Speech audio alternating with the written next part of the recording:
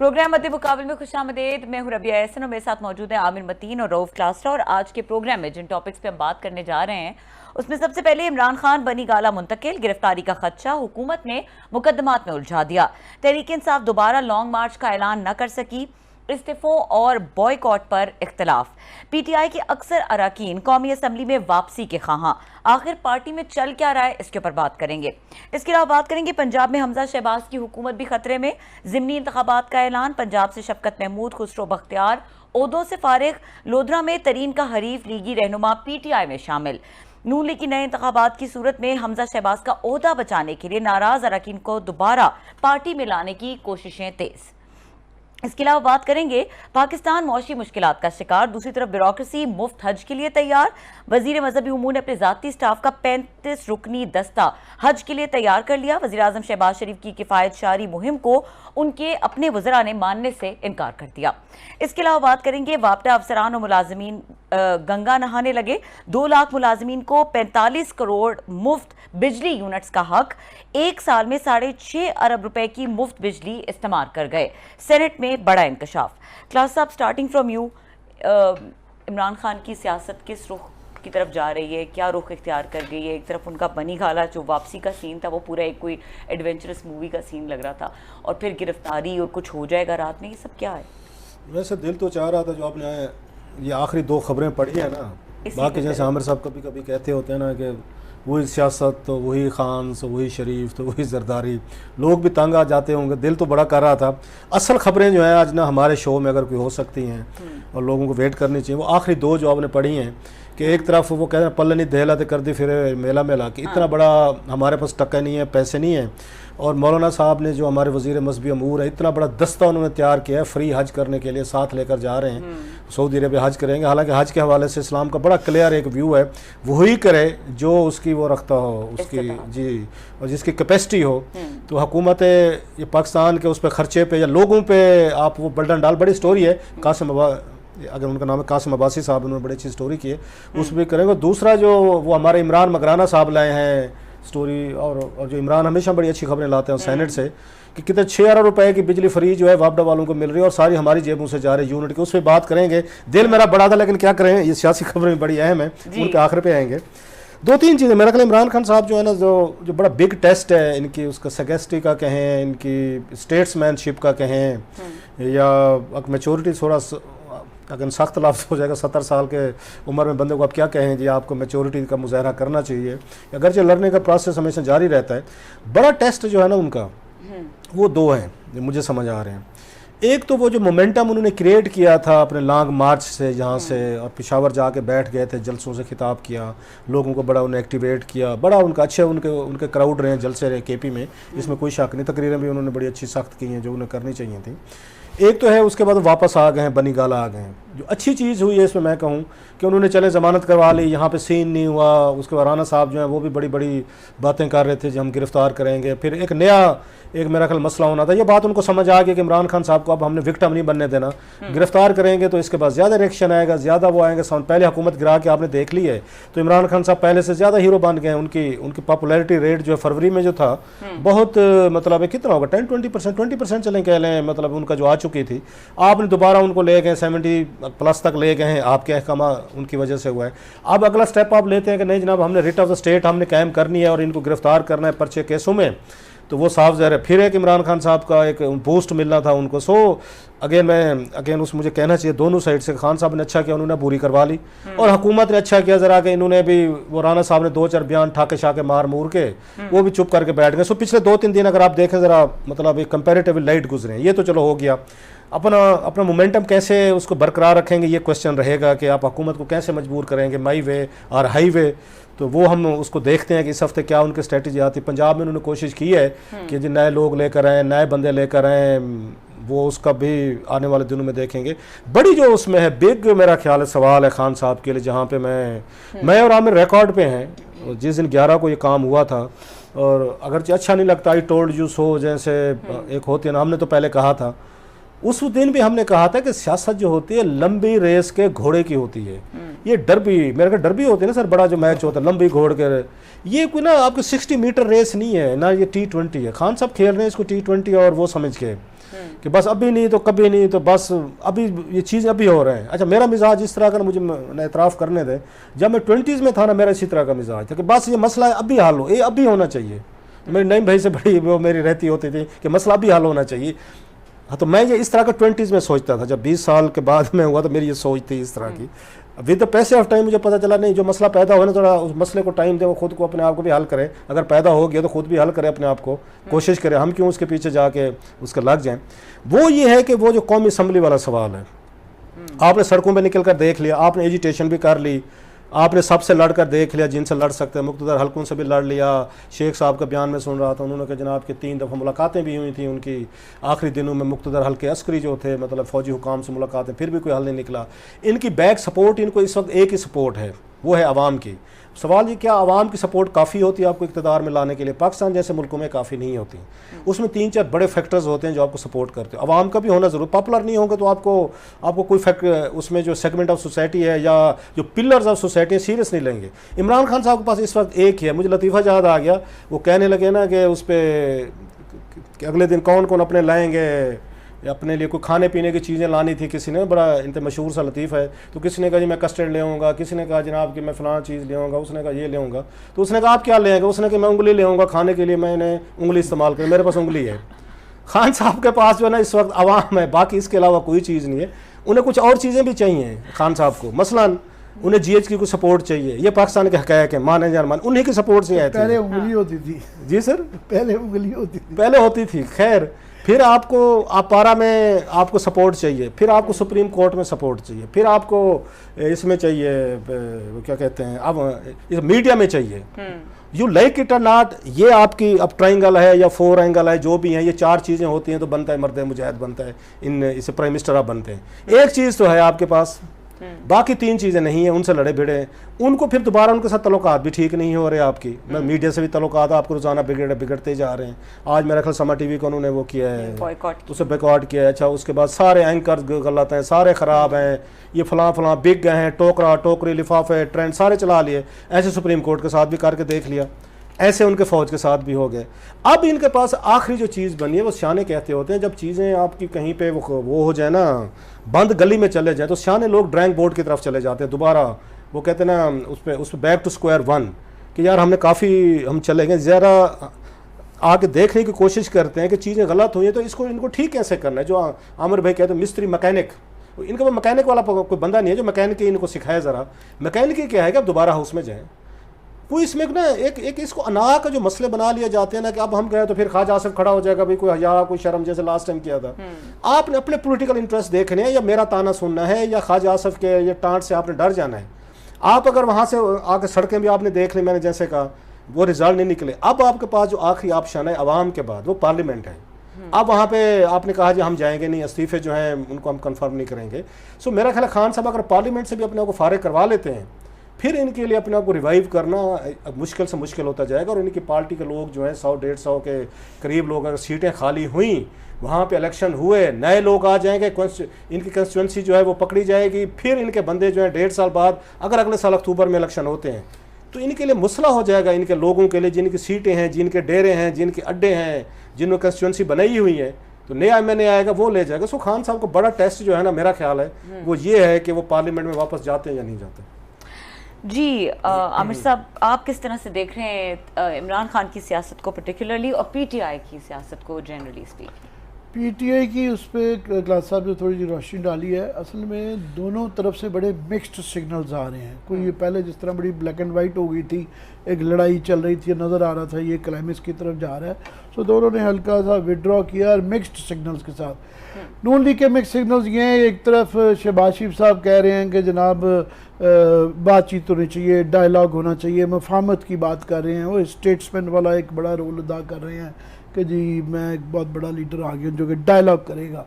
और साथ में राना सनाउल्लाह साहब हैं, वो अपनी मुँछों को ताव दे के वो शोशा शेरशीज की तरह छोड़ देते हैं कि जी मैं गिरफ़्तार कर लूँगा, और लगता नहीं है कि वो गिरफ़्तार करेंगे। और शायद सियासी बेवकूफ़ी भी होगी गिरफ़्तार करना। जैसे क्लास साहब ने कहा कि उससे इमरान खान का एक बहुत रिएक्शन आएगा और कद बढ़ेगा। एक ही उनके उसमें दो चीज़ों की कमी है कि वो कहते ज़रूर है जेल में गए हूँ, मगर बड़ी एक सिंबॉलिक जेल थी, असल जेल में वो नहीं गए। तो वो जेल में भी हो आए और कैद भी काट आए, तो फिर वो पूरी जो एक होती है ना ट्रेडिशनल रवायती लीडर की कि जो कि जेलें काट के आता है, जो कि मुश्किल काट के आता है आवाम के लिए, तो फिर उनका वो बोला प्रोफाइल बन जाता है। मगर राना साहब साहब की जो सोच है वो ये है कि उन्होंने अपना एक पॉइंट तो प्रूव किया है कि उन्होंने पंजाब में फोर्स यूज़ करके, जो ये एक मिथ थी पीटीआई की कि जनाब ये हर सूरत में बंदे निकाल लेते हैं, वो लाइक इट और नॉट वो तोड़ दी है। वो बहरहाल कारगर रही, चाहे आप पीटीआई की अपनी नालायकी कह लें कि इनसे नहीं निकल पाए, इन्होंने तैयारी नहीं की थी, इनका इंतज़ामी ढांचा कमज़ोर था, या आप कह लें कि राना सनाउल्लाह ने इतनी आला किस्म की प्लानिंग की हुई थी, इंतज़ामिया का इतना ज़बरदस्त ओवरली यूज़ किया, बहुत ज़्यादा एक्सेसिव फोर्स यूज़ की, but at the end of the day it worked. उससे उन्होंने डिलीवर किया कि जो भी लोग आए पंजाब से नहीं आ पाए इस्लामाबाद में, तो उसकी अल्टीमेट फिर जो है ना वो फिनाली ये है कि ये मिथ है कि ना वड्डा खान, उसको भी गिरफ्तार करने से ना वो एक मिथ टूट जाती है कि जनाब इतने हम दलेर हैं कि हमने खान को भी हाथ डाल लिया। तो क्योंकि एक ज़माने में अनइमेजिनेबल था कि नवाज शरीफ गिरफ्तार होगा, शहबाज शरीफ गिरफ्तार होगा, प्राइम मिनिस्टर यूसुफ रज़ा गिलानी होंगे, भुट्टो साहब का अनइमेजिनेबल था। भुट्टो साहब आखिरी वक्त तक समझते थे कि ये पॉसिबल नहीं है कि मुझे ये फांसी में लगाएंगे, मगर वो लगा दिए लगाने वालों ने। तो ये एक मिथ होती है, इसका अवाम पे एक साइकोलॉजिकल असर पड़ता है कि शेक्सपियरियन ट्रेजेडी में जिस तरह वो एक बादशाह के घर में जब कुछ ट्रेजेडी होती है वो ज़्यादा बड़ी ट्रेजेडी होती है, तो tragedy at a higher level जो है ना वो उसका एक इम्पैक्ट आम आदमी भी आता है। तो ये कोई बईद नहीं है राना साहब से, वो किसी टाइम पे ये कर सकते हैं कि वो गिरफ्तारी वाला मामला। दूसरा, मिक्स सिग्नल्स नून लीग के अंदर ये आ रहे हैं कि एक तरफ तो जाहिर है वो शहबाज शरीफ साहब है जो कि बिल्कुल जो है वो हाइब्रिड 2 की आखिरी एक्सट्रीम पे चले गए, यहाँ तक कि ये जो ऐसा वाला नोटिफिकेशन आया है कि वो पहले भी वो क्लियरेंस देते थे, अब उसको उन्होंने फॉर्मलाइज कर दिया है कि वो देंगे। उससे अब ये है कि कोलिशन मेंबर्स की तरफ से इस तरह फरीदुल्लाह बाबर साहब ने भी एक अपना नोट छोड़ा है। फिर परवेज़ रशीद का ट्वीट करना वो एक किस्म का ये है कि वो मरियम कैंप है कि वहाँ से बहरहाल इनका एक बयानिया रहा कि वोट को इज़्ज़त दो और इस्टेब्लिशमेंट के ख़िलाफ़ चले हुए थे, वो उसकी एक करने की ज़रूरत नहीं थी, मगर वो एक एक्सट्रीम पे जाके खुश करने की ना सिर्फ कोशिश कर रहे हैं मगर वो दिखाना भी चाहते हैं कि मैं खुश करना चाह रहा हूँ। सो उसके अंदर एक जो है ना नून लीग के अंदर या तो लड़ाई है या कम अज़ कम ये एक दिखलावे की हद तक तो ज़रूर ये किया जा रहा है कि जनाब good cup bad cup I don't know, मगर बहरहाल ये एक नज़र आ रहा है। अब उसमें एक मैं समझता हूँ डबल गेम ये है कि इस्टेब्लिशमेंट के लिए भी एक बहुत बड़ा इशू है। वो इशू ये है कि क्लियरेंस का मतलब ये है कि इनके जो भी ब्यूरोक्रेट पहले लगाए हुए हैं, तो अगर कल को वो पकड़े जाएं, चोरी चकारी ब्यूरोक्रेट्स होता है ना, वो केसेस बनते रहते हैं, तो कल को शहबाज शरीफ साहब कहेंगे जनाब ये मैंने नहीं लगाए थे, ये उन्होंने इसकी क्लियरेंस दी थी, ये उनके लगाए हुए हैं। सो उनके लिए भी मैं समझता हूँ एक बड़ा ये एक मुश्किल है। काफ़ी लोग इसमें इस्टेब्लिशमेंट में शायद ये भी खुश हो रहे होंगे और समझ रहे हैं कि जनाब वो उनके उसमें बिल्कुल ब्यूरोक्रेसी में बड़ा सख्त रिएक्शन है। आपने ब्रेक लेनी है शायद, तो ये इस पे आए, मैं इस पे थोड़ा सा बिग सिग्नल जो कह रहा हूँ all across from Noon league, from PTI and from establishment, हर तरफ से कैसे आ रहे हैं। ठीक है, मिक्स सिग्नल हर तरफ से कैसे आ रहे हैं आमिर साहब, इसके ऊपर ब्रेक के बाद रोशनी डालेंगे और इसके अलावा कुछ पंजाब हुकूमत की भी बात करेंगे और जिस तरह शुरू में क्लास साहब ने कहा कि बात करेंगे वो दो अहम इश्यूज़ की, एक हज के हवाले से और दूसरी बाबडा के हवाले से, जो हमारे पास अहम खबरें हैं। ब्रेक के बाद हमारे साथ रहिए।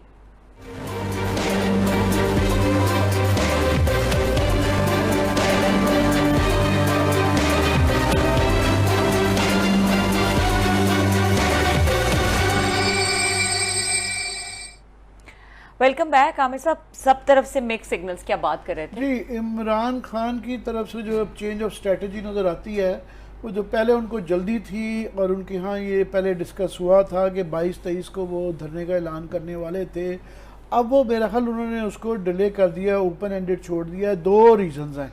एक तो वो पंजाब का इंतज़ार कर रहे हैं कि पंजाब के अंदर जो अगर गवर्नमेंट गिर जाती है, जिसका इम्कान है, तो उससे सारी इस्लामाबाद की जो गवर्नमेंट है वो उसके नीचे से एक किस्म की आप समझ लेंगे कालीन खींचा जाता है और वो सारे धड़म करके इस्लामाबाद भी साथ में बिल्कुल कमज़ोर हो जाता है।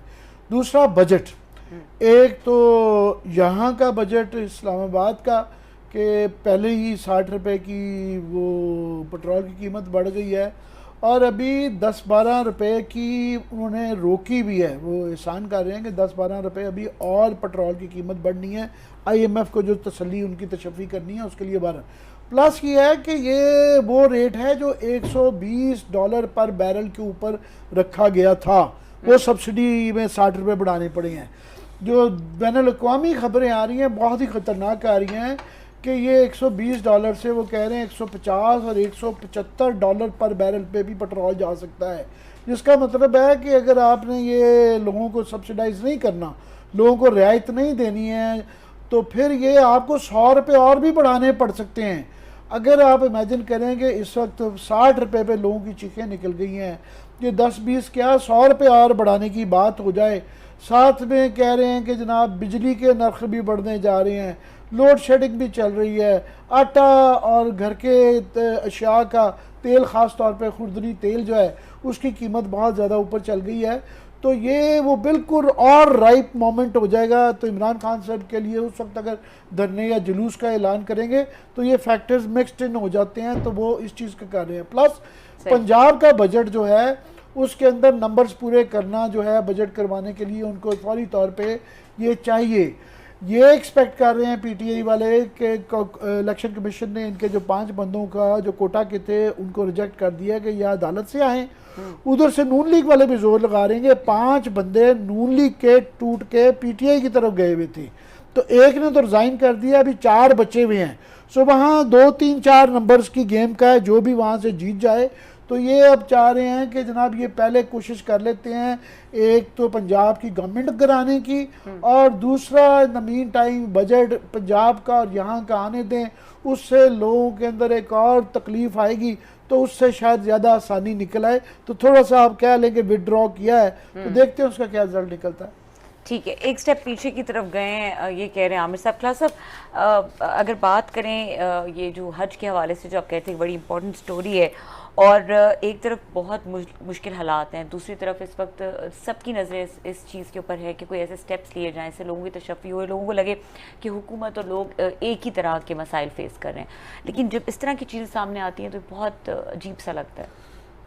बड़ी एक अहम स्टोरी है, और इससे पहले हम इस स्टोरी पे जाएं, आपको याद होगा कि हमने 27 मई को हमने प्रोग्राम में कहा था, मेरा ख्याल हमने इनिशिएटिव लिया था कि जनाब के शहबाज शरीफ साहब जो हैं आप तेल पेट्रोल की कीमतें बढ़ाई जा रहे हैं, आवाम का तेल तो निकाल रहे हैं और आवाम के पैसों से, टैक्स से अपने आप को सब्सिडाइज कर रहे हैं। ये वहद मुल्क है जहाँ पे इलीट सब्सिडाइज कर रही है, रूलिंग इलीट आवाम के वो करके उनके पैसों से। चले आप उनके आपको तनख्वाह मिलती है, हमने उस वक्त भी कहा था अभी तनख्वाह से अपना बजट पूरा करें, किचन चलाएं, अपना पेट्रोल वगैरह जो भी करें। तो 27 का हमारा क्लिप था, एंड थैंक्सफुली मतलब उसको जेस्चर ही सही, एटलीस्ट हुकूमत ने कहा है सारे सूबों की जितनी भी हैं वजारतें वगैरह कि अपने पेट्रोल के अखराजात जो है मजीद कम कर रहे हैं। मेरा ख्याल मुफ्ती इस्माइल साहब को पढ़ा था ट्वीट वगैरह कि हम उसको फर्दर हम और भी उस पर स्टेप्स ले रहे हैं। सो हमारी तजवीज़ जो थी, ये नहीं कि हमारी तजवीज़ पे किया, लेकिन बाद में पब्लिक ने बड़ा उस पर रिस्पॉन्ड किया, लोगों ने भी अपना उस पर दबाव दिया। एक तरफ तो ये हालात हैं कि हमारे पास पेट्रोल के पैसे नहीं है, डीजल के नहीं है, वो सारा कुछ इकनॉमिक हालात आप देख रहे हैं। दूसरी तरफ आज एक स्टोरी है, ये कासिम अब्बासी हैं, बड़ा नौजवान लड़का, is doing very good stories. बल्कि उनको याद होगा मलिक रियाज की और बुशरा वो जो बेगम साहबा जो थी, जिनको जेलम में कोई 500 कनाल के करीब उनको ज़मीन दी गई थी, उनको हत्या दिया गया था इमरान खान साहब की। वो जो बेगम साहबा हैं उन्होंने रियाज मलिक साहब ने दी थी ज़मीन, स्टोरी आ चुकी है। तो वो भी स्टोरी इन्होंने कासिम ने ब्रेक की थी। अब उन्होंने एक और बड़ी अच्छी स्टोरी लेकर आए हैं हिमात से। इतना सारा पोलिटिकली तौर पर मैस मचा है, तो उसमें स्टोरीज आती है, तो हमारा ख्याल है खबरों की रिवायत को ना जारी किया जाए। अब वो ये कहते हैं, सुनने वाली चीज़ है, वैसे दाद दे, वैसे ब्यूरोक्रेसी को दाद, अल्लाह कसम मैं कुर्बान जो इन पर कि इस वक्त मुल्क किस में है। सर 200 आमिर साहब लोगों की लिस्ट तैयार की है वजारत मजहबी अमूर ने, 200 इन तमाम लोगों को हज पे लेकर जा रहे हैं। सर इन तमाम का खर्चा जो जैसे मैंने कहा कि अपनी जेब से उन्होंने नहीं देना, ये विफाकी वज़ीर मजहबी अमूर मुफ्ती अब्दुल शकूर साहब लौ लश्कर के साथ जा रहे हैं। लौ लश्कर उन्होंने बना लिया जनाब, और इनका नाम जो आके हर दफ़ा रखा जाता है, वो ये कहते हैं कि जनाब कि ये हर साल जाते होते हैं और जो हज के इंतजामात है ना, नाम इसका ये यूज़ किया जाता है कि जनाब ये इस्तेमाल होते हैं। अब इसमें मज़े की चीज़ है, जो चीज़ें होती हैं, सिर्फ यहाँ वज़ीर मजहबी अमूर के अपने दफ्तर से 35 अरकान जा रहे हैं, दफ्तर से। दफ्तर बंद हो जाएगा जी 2-3 महीने के लिए, क्योंकि सारे जॉइंट सेक्रेटरीज, आपके सीनियर, आपके जो ऑफिसर हैं सारे, और तकरीबन 200 ये जो अफराद हैं, हज के अखराजात इनके 170 मिलियन रुपीज़ इन पे लगेगा। 170 मीन 17 करोड़ रुपए इन लोगों का बजट रखा गया है जो वहाँ पर उसमें जा रहे हैं। और इसमें जनाब अच्छा उनकी समझ मुझे आती है कि कुछ लोग होंगे वो ज़रूरी भी होते हैं कि बाज़ दफ़ा मानता हूँ मैं, वो चीज़ माननी चाहिए कि इतना बड़ा आपका इंतज़ाम होते तो सरकारी हज पे जो लोग जा रहे होते हैं उनकी हेल्प करनी होती है, डॉक्टर्स होते हैं, दीगर लोग होते हैं, उसमें स्टाफ होता है। इसमें वो जो जाने वाले हैं, ये वजारत के मुख्तलिफ जो विंग्स हैं, उनके डायरेक्टर्स हैं, असिस्टेंट डायरेक्टर हैं, डिप्टी डायरेक्टर्स हैं, डायरेक्टर और डीजीज भी हैं, वो भी आगे से अपना पीएस भी लेकर जा रहे हैं, स्टाफ भी लेकर जा रहे हैं। रीज़न इन्होंने हमारा सामान उठाना है। ड्राइवर्स लेके जा रहे हैं, ड्राइवर्स गनमैन हो भाई। ड्राइवर्स और गनमैन का बता दूं कि सऊदी अरेबिया में पाकिस्तान का ड्राइविंग लाइसेंस नहीं चलता, और पाकिस्तान के जो ये असला बर्दारी को अलाउड नहीं है कि अपना असला यहाँ से लेके वहाँ भी चलाते। कौन सा असला लेकर जाएंगे, ये तो नाम रखना, लोगों को अब्लाइज करना होता है ना। इसमें 16 ड्राइवर हैं सर, 20 से ज़्यादा लोग जो है सिक्योरिटी गार्ड, गनमैन और चौकीदार हैं, वहाँ चौकीदारा भी होना होता है सर। अच्छा 3 जो है वहाँ पे वो टाइपिस्ट हैं सर, बावर्ची है, ट्यूबवेल वर्कर भी साथ में है सर। अच्छा पंप ऑपरेटर भी साथ में है सर। इसके बाद जो मज़े की चीज़ है ना सर इसमें कि पीएस साहब अपना ये उसमें लेकर तो जा रहे हैं जितने वो चीज़ें लेते हैं। इंपॉर्टेंट चीज़ ये है कि इसने जो हज को सब्सिडाइज कर रही है हुकूमत, पाकिस्तान हुकूमत, हम पहले भी कह चुके हैं कि ये चीज़ अब इन्होंने 1 लाख से 1.25 लाख रुपया जो है हुकूमत पाकिस्तान देगी, 8.5 लाख से कोई मेरा 7 लाख से 7 तक, जो पूरा मैं लोगों की बात कर रहा हूँ। इस वक्त आपके पास जब पैसे नहीं है, लोगों से पेट्रोल के टैक्स ले रहे हैं, लोगों की जान पे बनी हुई है। जिसने हज करना है, मैंने करना है, मेरा हज जो है आप दोनों सब्सिडाइज क्यों करें? आपके पेट्रोल के पैसों से, आपके जीएसटी से, आपके पानी से पैसे लेने के बाद तो मुझे कहा जा रहा हूँ साहब ये 1.5 लाख रुपए हम आपको दे रहे हैं, आप जाएं अपना सस्ता हज करें, मेहरबानी फरमाएं। जिस मेरे भाई ने सुन रहे हैं, बहुत सारे नाराज भी हो रहे होंगे, ये वाजिब भी नहीं है आप लोगों पर, इस तरीके फर्ज भी नहीं है। अगर आपकी इनकम है तो वाजिब है, वाजिब है, फिर जाएं अगर आप अफोर्ड कर सकते हैं। अगर आप जब 22 करोड़ लोगों में से आपको 1.5 लाख रुपए उनसे निकाल के दिया जा रहा है ना, तो ये हज के उसमें नहीं आता। सो हुकूमत पाकिस्तान भी रिकंसिडर करें, और जिन लोगों को ये दे रहे हैं उनको भी इस पे आके एहतजाज करना चाहिए जी हमें आपकी 1.5 लाख सब्सिडी नहीं चाहिए, हम हज करेंगे, अपने पैसे से करेंगे, जो सवाब आने हमें मिला है। ये 22 करोड़ लोग क्यों आपको हज करवाएं या क्यों आपको सारी चीजें करें? सो ये हालत है कि 17 करोड़ रुपया वो लगा रहे हैं कि 200 बंदा वजारत हज का जनाब जा रहा है, जो वहां पे 2.5-3 महीने रहेगा। तो पाकिस्तान की जो स्ट्रेटजीज देख लो, मैं फिर कह रहा हूँ कुछ लोग चाहिए होते हैं, जरूरी होते हैं, लेकिन 200 बंदा लेकर जाना, उनके अखराजात करना, चीजें करना, बहरहाल इस मुल्क में सब चलता है। ठीक है, आमिर साहब से इस पे कमेंट लेंगे ब्रेक के बाद। और अहम चीज़ जिसको हमने डिस्कस करना है वापडा अफसरान और मुलाजमीन के हवाले से, मुल्क में बिजली का बहरान है, मुल्क में पेट्रोल का इस वक्त रेट्स बहुत हाई हैं, हर चीज़ बहुत महंगी हो गई है, और दूसरी तरफ हमारे जो सरकारी इदारे हैं वो किस तरह से ऑपरेट कर रहे हैं, इसकी निशानदेही बहुत ज़रूरी है। ब्रेक के बाद ये डिस्कस करेंगे, हमारे साथ रहिए।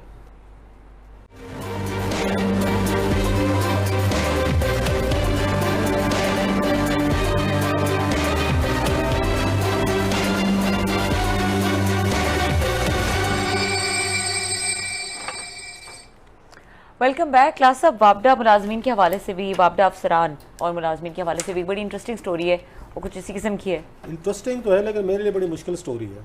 मेरे अपने अजीज़ जो है ना वापडा में, अब मुझे समझ नहीं आ रही कि साहब जरा स्टोरी तो करनी पड़ेगा, अगर वो सुन रहे हैं दुआ की जा सकती है, वो ना सुन रहे हूँ, और मेरे कोई हासदीन, हमारे कोई शरारती शरीके वाले इसका क्लिप उनको ना भेजें तो मैं स्टोरी सुना देता हूँ कि क्या स्टोरी है, क्योंकि एक पैकेज है, सबको मिलता है। आज ही अगर आपने सुना, मियां मनशा साहब जो है ना, आज उनका टीवी इंटरव्यू पे वो कह रहे थे कि शायद कतर ने इनके साथ $3 बिलियन की कोई डील कर रहे हैं कि आपको डेफर बेसिस पे ना हम आपको गैस देते हैं, और $2 बिलियन एक पाक भी कराएंगे, वो भी कराएंगे। उधर से सऊदीज कह रहे हैं, सो अगर सऊदीज इनको तेल दे देते हैं, उधर से गैस मिले, पाकिस्तान को मसले तेल एंड गैस के सारे।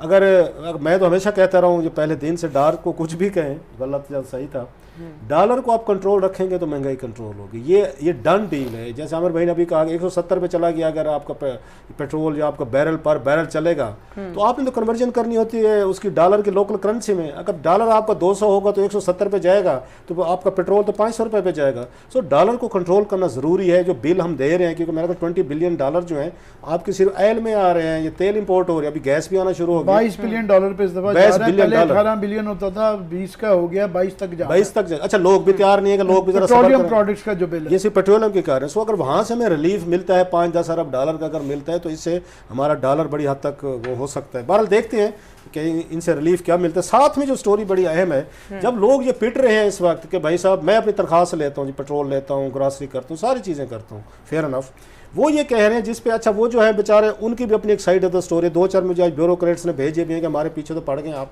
लेकिन हम इसलिए सर्विस को ज्वाइन करते हैं। पूरा पैकेज होता है जिसमें आपको घर मिलता है, गाड़ी मिलती है, कुछ आपको उस पेट्रोल मिलता है, कुछ अलाउंसेज मिलते हैं, इस तरह आपका घर चलते हैं। सैलरीज का वो कहते हैं जितने महंगाई से आप अफेक्ट हो रहे हैं इतने हम भी हो रहे हैं, और पाकिस्तान में कुछ ज़्यादा सैलरीज हैं भी नहीं। प्लस वो ये कहते हैं कि सैलरीज कम होने की वजह से, प्रिविलेजेस ना होने की वजह से प्राइवेट सेक्टर के जो हैं उन पे उनकी मराहत बहुत ज़्यादा हैं।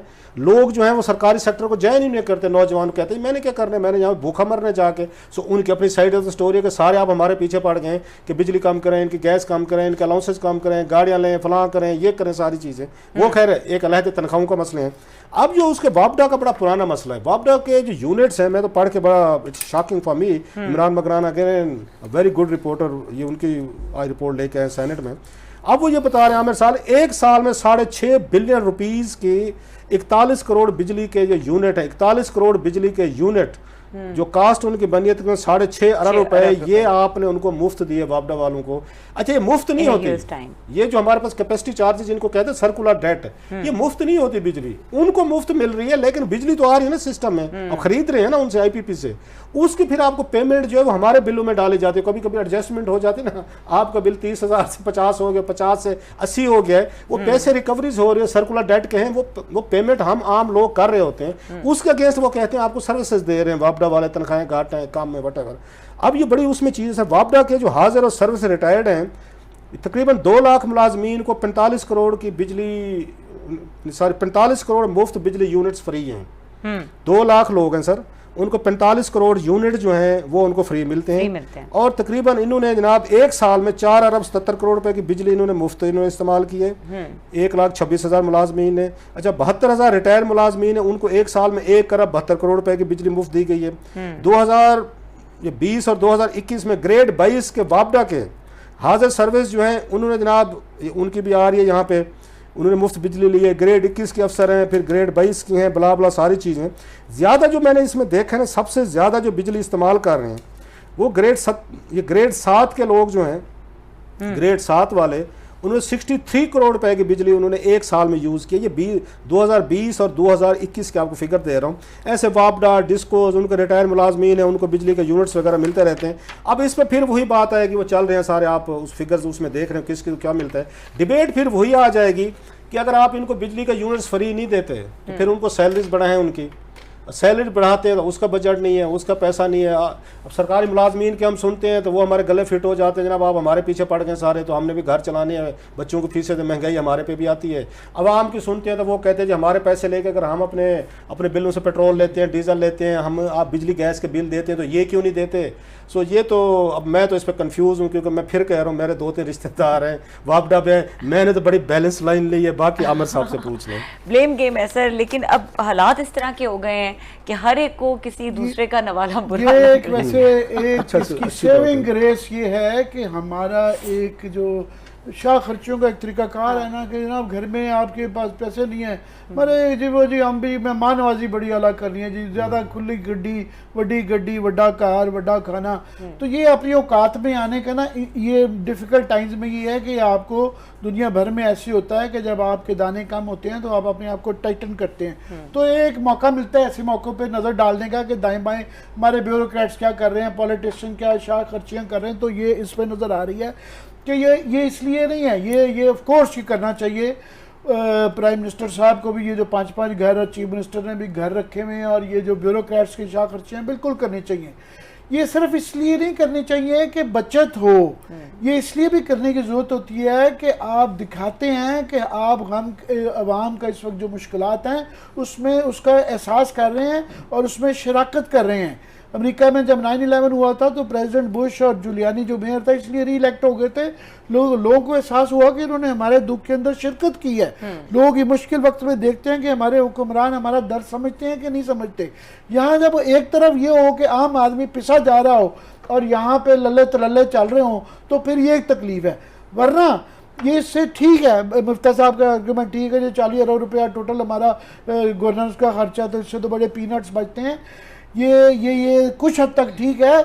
असल में बड़ा खर्चा फिर बचता है। अगर ये करना है तो फिर आप बड़े सेट को हाथ डालें, लोगों को कीमा निकालने की बजाय जो कोई लोग कहते हैं 1.5 ट्रिलियन है, अगर ज़्यादा एक्सटेंड करें तो 2.5 ट्रिलियन 2500 अरब रुपया आप अपनी मराहत और रियायतें दे रहे हैं अपने कॉरपोरेट बड़े सेठ को, जो कि आपको डिलीवर भी नहीं कर रहा। आधे लोग उसमें से डिलीवर नहीं कर रहे, जो नहीं डिलीवर कर रहे उनसे वो वापस लें, बजाय इसके कि मुश्किलात को उनको ना इमरान खान साहब का हौसला पड़ा था उनको हाथ डालने का। ये चीनी कार माफिया, या देखें ना जापानी शहबाज शरीफ साहब के बाद भी बैठे हुए हैं। क्यों बैठे हुए हैं?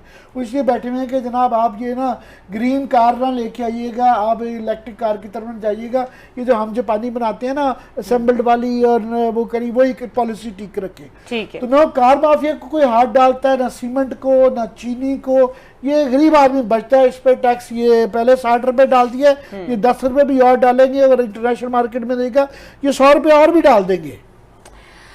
दुआ ही कर सकते हैं कि अच्छे हालात हों आने वाले वक्त में। आज का प्रोग्राम का टाइम खत्म हो गया। देखने के लिए शुक्रिया, इजाजत दीजिए। अल्लाह।